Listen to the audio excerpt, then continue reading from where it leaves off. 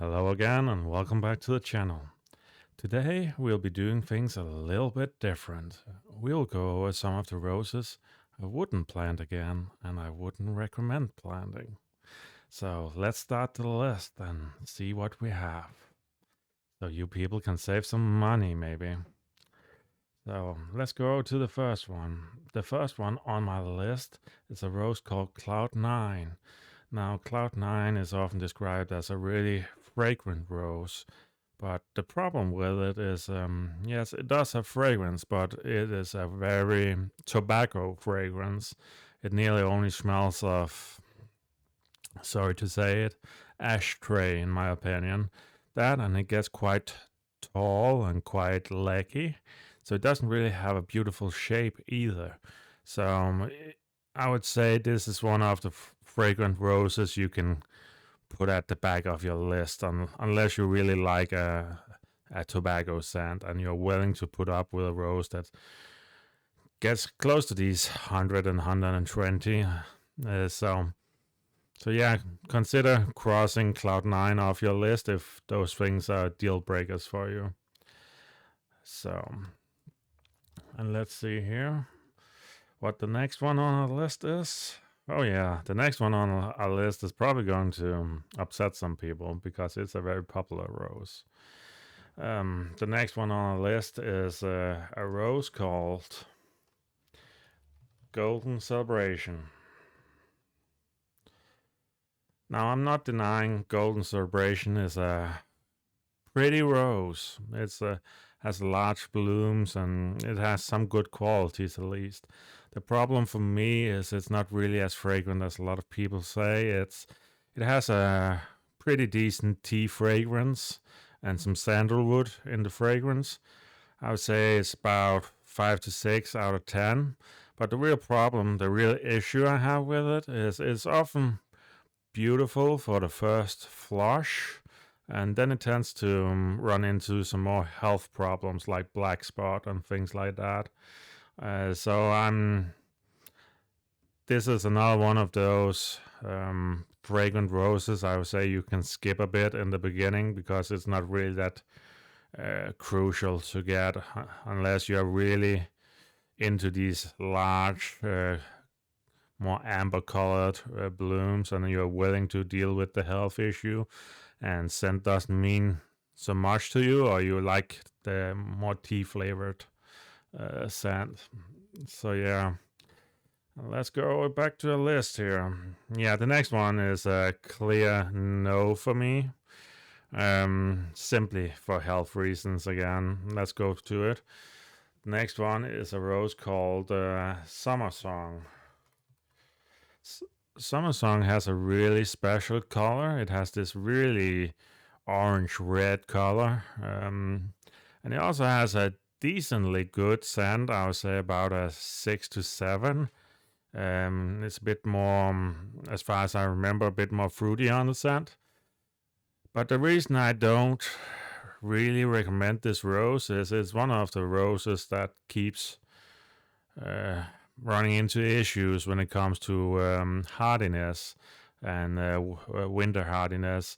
So, and also a bit of health issues I've had with this rose. So, if you're in a cold climate and if your climate is not optimal, I would say this one is one to skip again, simply based on the health. But it is a really unique, nearly coral red color. But again, it wouldn't be one of the fragrant roses from Austin I'll start with, and it's not his most powerful. It's very at the upper end of the middle of the field for me. So yeah, and let's go back here again and see what the next rose we have on our list is. And the next rose is oh, it's a rose I actually thought I would like, but let's search it here. It's a rose called Dame Judi Dench.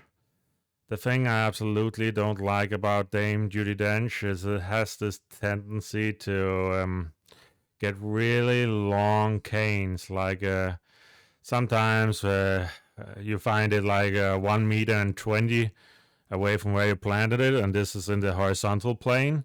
And maybe I could forgive that, but what I don't like always about it is the canes don't tend to come with a lot of leaf. So you get these really long horizontal canes, but there's not a lot of leaf on them to cover them. So you often end up staring at these more bare sticks that just goes laterally.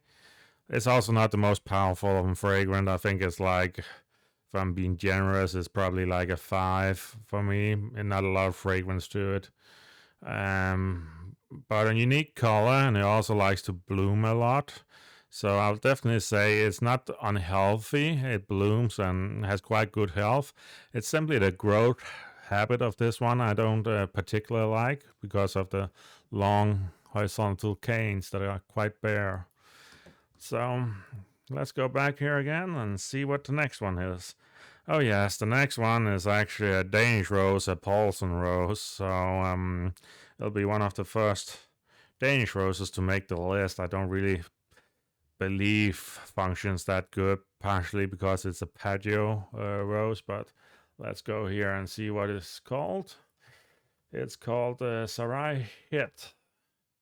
And it's this small patio rose. There's not a lot of pictures on it here. I really tried everything with this rose. I've tried it in pots. I've tried it in the ground.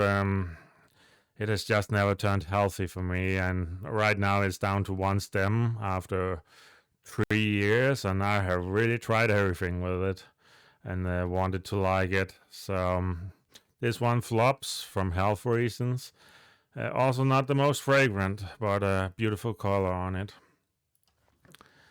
And the next one here is, this is going to be another one of those that really divide people depending on where you live in the world. I live in Europe, of course, in Scandinavia. So needless to say, there's a lot of rain. Particularly, well, I say there's a lot of rain. There usually is, but we have one of the driest periods right now in 20 years, and my roses are just screaming for water. But normally we get a lot of rain, and what usually happens to the next rose is it tends to ball up pretty badly. So let's go have a look at it and see. Most people already know what I'm talking about. I'm talking about Earth Angel. I also believe it's called Herzogin Christiana in German. And it's a really beautiful rose. I really like this old-fashioned it's nearly a princess rose, isn't it? Looks like something out of a fairy tale. But sadly, these very cup blooms, if you live in a country that gets any kind of rain, they stay a long time in the bud stage, and because they're so double cupped, what tends to happen is they tend to ball up, and then they don't. They just end up looking this brownish color, really bad, and they don't unpack properly, and you don't get the scent because the scent is now stuck in this brown ball, a brown cup. But the thing is, if you're living in America, and particularly some of the warmer places in America where there's not a lot of rain, I have seen this rose be an absolute stellar rose, a really wonderful rose. But if you live in many places that do tend to get rain, I really wouldn't recommend this rose because it tends to spend like 3 weeks in the bud phase, and if it gets rain during that period, then it's really done for, and it only tends to give you like 2, maybe 3 flushes. So you can quickly have a really beautiful rose, but a rose that just won't, unpack for you. So yeah, that was Earth Angel. Worth considering if you live in one of the warmer places in the world with not a lot of rain, but for most other people, stay away from it, in my opinion. Yeah, and let's continue. Yeah, the next one is a German rose. It's not really planted a lot of these days. Like, I don't see people having it a lot in the garden. But let's continue here. It's a rose that's called Ascot. It's actually a really beautiful rose in color and also in the cup shape. But the problem with it is it's not the most healthy rose for me, and it's not the most blooming rose. The health on it I can find acceptable, but I don't really find that it blooms a lot. Very few blooms in a season, and it's not really the one to grow the most. And the fragrance on it is only so, not great for fragrance either. So it has this cut flowers and this special color, but it's not really good enough to warrant a spot in my garden, to be honest. So that's why I wouldn't consider it. And let's go back to our list again. Getting quite some few roses on there now. Yes, that's another rose. It's a rose called another German rose. It's a rose called Polarstern. Uh, Polarstern is this white rose.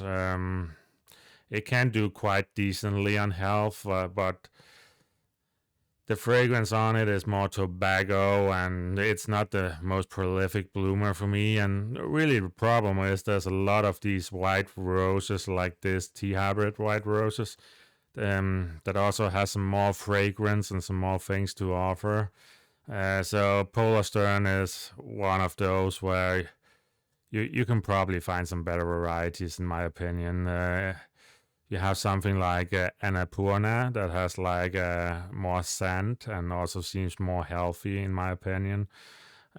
So consider replacing it with that. You get more scent and also a bit more health.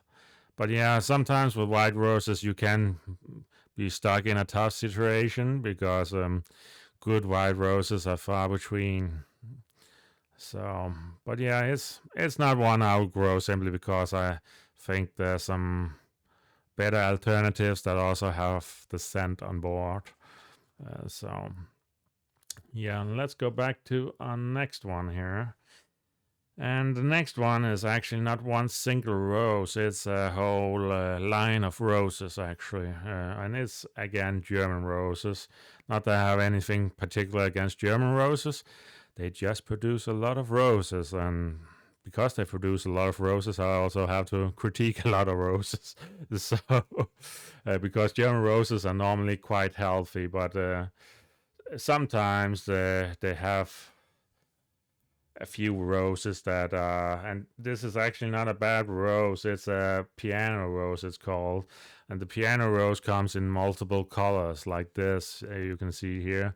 I grow both wedding piano, and I also grow the normal red piano and many others in the series, and they're quite beautiful when you look at them like this packed in. But the problem you'll find is despite this being a beautiful, healthy rose, it has one issue for me, and that is really it gets quite tall actually. If you go look up the specifications for piano rose, I've had my wedding piano now for 9 years, and wedding piano is getting quite tall for me. Sometimes it is at least 1 meter and 20 for me, and it's simply getting so tall now that I don't. And even if I cut it back to the ground each year, it still grows up to about these 120 for me. And so you end up with these 120, and then you get these small cup flowers at the end of it. And sometimes they break in wind, and sometimes they flop over. It's not as bad as some other roses, but the fact is, this is like a very nostalgic shape and a very romantic shape, and the fact it throws out these really long canes that seems unruly and kind of ruins it for me. It is a bit more well behaved when the rose is young. It doesn't get as long stems, but when it gets old and it has the health for it, it's going to throw out some really long canes and have these really small globular things at the end. So it's not a bad rose, but simply because it's much harder for me to place, because it has this tallness to it, but yet it's such a delicate rose.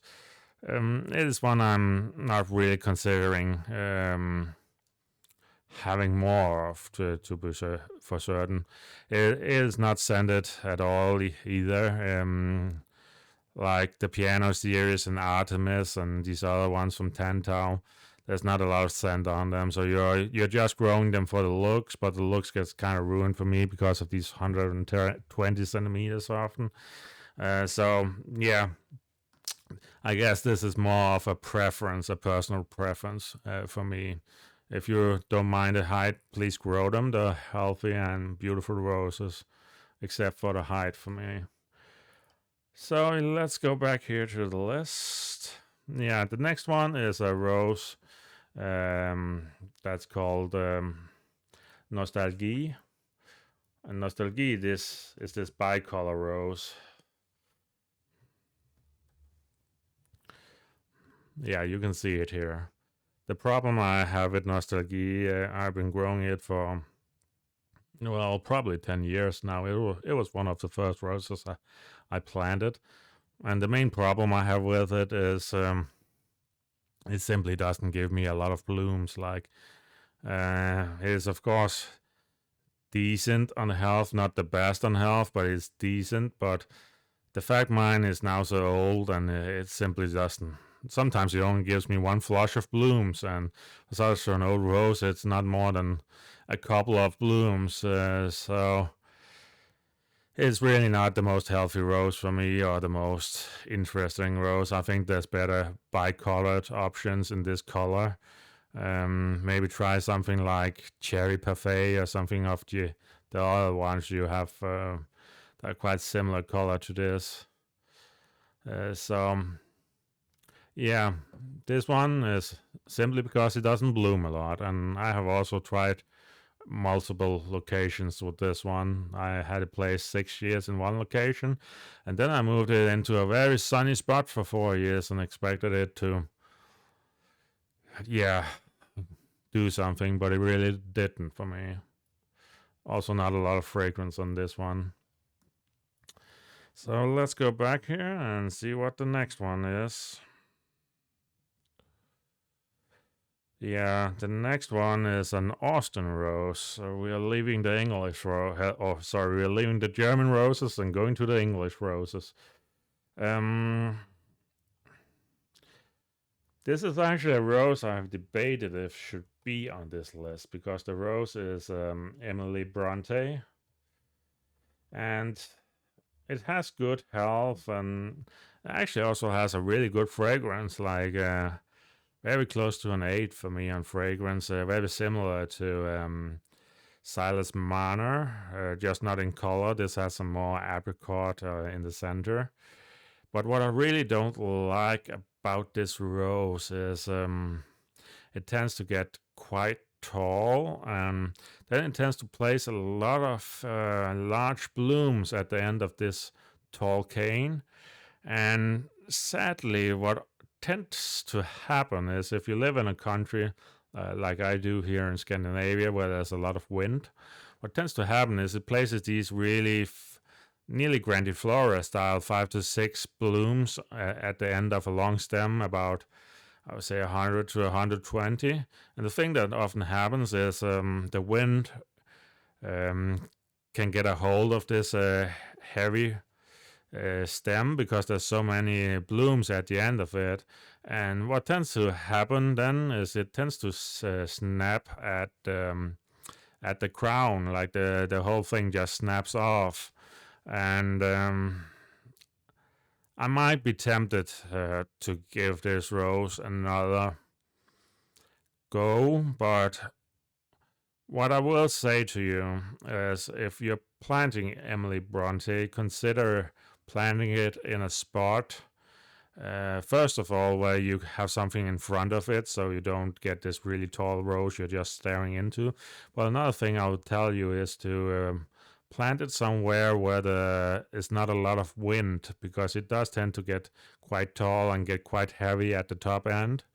And if the wind gets a hold of that, then you can break a lot of canes. But wonderful fragrant rose, and if you don't mind the apricot but want something similar, a bit lower and a bit more, in my opinion, also more healthy. I would go with the Silas Mana rose. And if you want the apricot, I think the new rose from Austin, the Elizabeth one, has this apricot. I'm not sure yet if it grows as strong on scent because mine is quite young, so I'm not really judging my Elizabeth yet on scent, but it tends to have more this color. But yeah, if in doubt, plant Silas Mana because Silas Mana you really can't go wrong with. So yeah, let's continue. Well, we're actually out of roses now. Well, there's probably many more that will join the list for me because some roses in my garden right now are getting quite big. And like there's one rose right now, I can't decide if I love it or hate it. It is actually a moss rose. And I think it is the Henry Martin rose. I confuse Henry Martin sometimes and another one. Yeah, it's Henry Martin, I think. Yeah, I can see it because of these really. It tends to put on a lot of growth, and it is also how to say it. It also has a lot of thorns, and mine right now is growing into quite a huge monster for me, and I'm considering it because I like the blooms on it. I like the fragrance on it. It is a wonderful fragrance, about I would say an 8.5 out of 10. But the fact is, it takes up a lot of space and it only blooms once. And even though I like a moss rose with all these, the ones on the behind the petals where they form this really beautiful, nearly eucalyptus scented substance, but it is one of those I'm really considering if should still be in my historic rose garden because it wants a lot of space to be sure, and it also gets a lot of thorns. So, but I have not yet decided fully on that one. It is a good rose, and yeah, I also think is what is the other one called? I think it was William Lobb. I also sometimes have an issue with. Yeah, William Lobb can also sometimes grow into quite a beast. Here you can see more the moss rose I was talking about with this beautiful, nearly moss algae substance to it on the petals. But yeah, for now the grown quite large and they only bloom once and good fragrance, nothing about that, but just be aware of them. And there's also some Gallicas I would tell people to maybe avoid unless you really know what you're doing. It's something like Charles de Mills.